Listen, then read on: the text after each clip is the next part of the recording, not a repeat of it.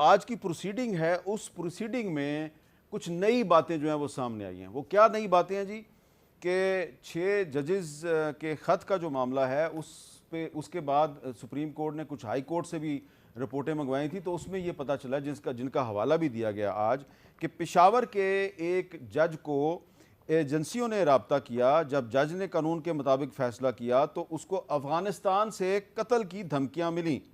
اور یہ بھی آج پروسیڈنگ میں بتایا گیا کہ پشاور ہائی کورٹ کا جواب سب سے سنجیدہ ہے. وہ کہتے ہیں کہ ہمیں جان سے مار دینے کی دھمکیاں آتی ہیں. یہ بات جسٹس جمال مندوخیل صاحب نے بتائی ہے. اور بلوچستان ہائی کورٹ نے یہ بتایا ہے, ہم آہ بھی کرتے ہیں تو ہو جاتے ہیں بدنام, وہ قتل بھی کرتے ہیں تو چرچا نہیں ہوتا. اور جمال خان مندوخیل صاحب جو ہیں انہوں نے یہ بھی کہا ہے کہ جسٹس بابر ستار کے ساتھ یہی ہو رہا ہے کہ ہم آہ بھی کرتے ہیں تو ہو جاتے ہیں بدنام.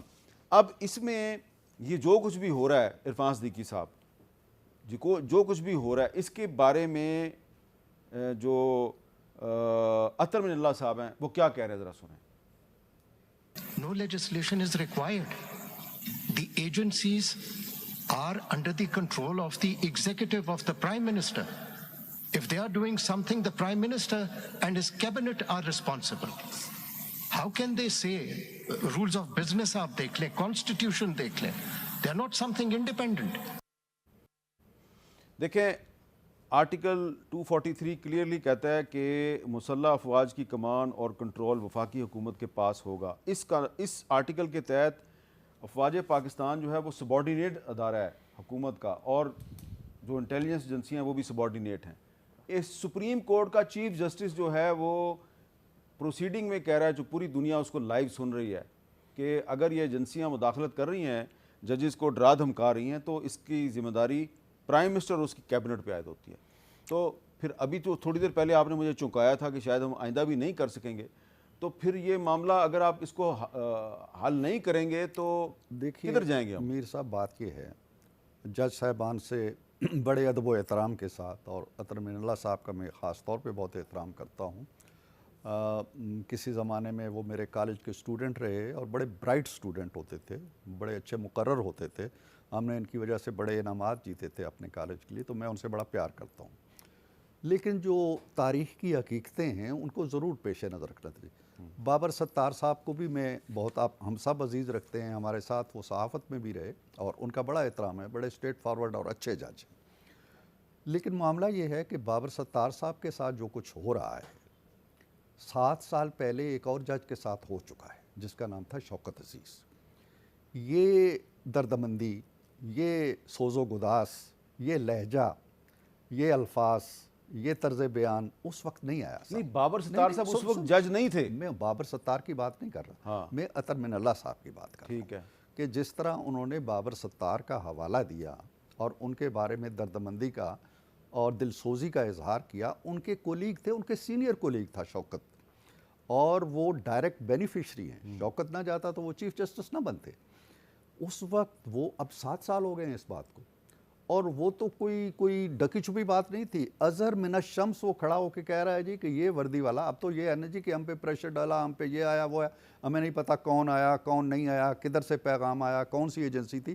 وہ تو نام لے کے کہہ رہا ہے کہ فلاں بندہ فلاں ایجنسی سے تعلق رکھنے والا اس عہدے کا بندہ میرے پاس 2 دفعہ آیا. یہ کہنے آپ میں سے کسی نے ساتھ نہیں دیا. آپ اگر آج اس طرح کے دباؤ کا شکار ہیں تو اس لیے ہیں کہ آپ نے کوتاہی کی. آپ کو اپنے مفادات سے الگ ہو کے, بالا تر ہو کے اس وقت کھڑے ہو جانا چاہیے. نہیں, لیکن آج عطر من اللہ صاحب نے جو بات کی ہے کہ اگر ججز کو شکایت ہے کہ ایجنسیز ان کے اندرونی معاملات میں مداخلت کر رہی ہیں, تو ایجنسیز کا کنٹرول وزیر اعظم اور فیڈرل گورنمنٹ کے پاس ہے, وہ ذمہ دار ہیں. دیکھیں بالکل وہ ذمہ دار ہیں, اور ان چیزوں کو دیکھا جانا چاہیے, اور یقیناً وزیر اعظم دیکھیں گے بھی, اور جہاں تک ان چیزوں کو کنٹرول کیا جا سکتا ہے وہ ضرور کریں گے. میں تو دوسری بات کہہ رہا ہوں. ایک بات تو یہ ہے, آپ بتائیے کہ کیا جو دباؤ ہوتا ہے عدلیہ پہ وہ صرف ایجنسیوں کا ہوتا ہے؟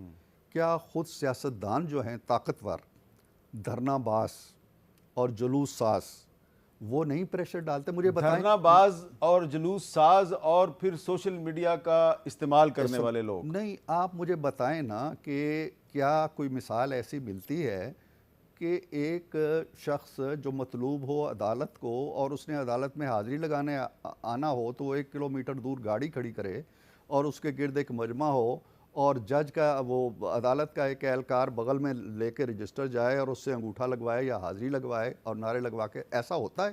عدالتوں نے کیوں الاؤ کیا ہے؟ اگر ایجنسیوں کا پریشر ہے، ان سے 10 گنا زیادہ پریشر ڈالنے والے سیاستدان بھی موجود ہیں اور مفاد میں آپ کو ٹوکنا نہیں چاہتا، لیکن نواز شریف صاحب کا بھی بایو میٹرک جو ہے وہ ایئرپورٹ پہ ہوا تھا۔ بایو میٹرک میرا بھی ہو سکتا ہے، آپ کا بھی ہو سکتا ہے، آپ کو یہ کوئی ایسی چیز نہیں ہے۔ آپ اگر سر میں ابھی پرسوں گیا ہوں، مجھے ہائی کورٹ میں جانا پڑا بایو میٹرک کے لیے۔ نہیں وہ آپ گئے نا، اپنی مرضی سے گئے نا بایو میٹرک کے لیے۔ میں یہ کہتا ہوں کہ بے شمار کیسز میں بایو میٹرک آپ کا یہاں بھی ہو سکتا ہے، گھروں میں بھی ہو سکتا ہے، اینی ہو اس کو چھوڑ دیں۔ بایو میٹرک اگر ہوا بھی ہے، ایک رعایت ملی بھی ہے کسی شخص کو، وہ ایسی رعایت نہیں ہے جو ان کے یہ تو جب ہو۔ اب بتائیں نا آپ کس جج سے میں پوچھوں کہ جب ایک شخص جو تھا وہ اشتہاری ملزم تھا اور وہ آپ کی عدالت کی صف اول میں آ کے ٹانگ پہ ٹانگ رکھ کے بیٹھتا تھا اور آپ کی باتوں پہ تالیاں بجاتا تھا، کیوں نہیں پکڑا آپ نے؟ آپ ہمیں تو کہتے ہیں یہ کسی ایجنسی کا دباؤ تھا یا آپ کے اندر کی محبت کا کسی کا دباؤ تھا یا عشق کا دباؤ تھا، کس چیز کا دباؤ تھا؟ اس لیے ایجنسیوں کا دباؤ ہوگا، عدالتوں کا بھی دباؤ ہے آپ پہ۔ جو قاضی صاحب نے آج باتیں کہی ہیں نا، اندرونی بھی آپ کے بڑے دباؤ ہیں، ان دباؤ کا آپ ذکر نہیں کرتے۔ بہت سی چیزیں ہیں جو آپ نے اپنے اوپر خود طاری کر لی ہیں، خوف طاری کر لیے ہیں یا محبت طاری کر لی ہے، اور اس کی وجہ سے آپ فیصلے کرتے ہیں اور اس کے بعد کہتے ہیں جی کہ ہم پہ ایجنسی کا دباؤ ہے، ہم پہ فلاں کا دباؤ ہے۔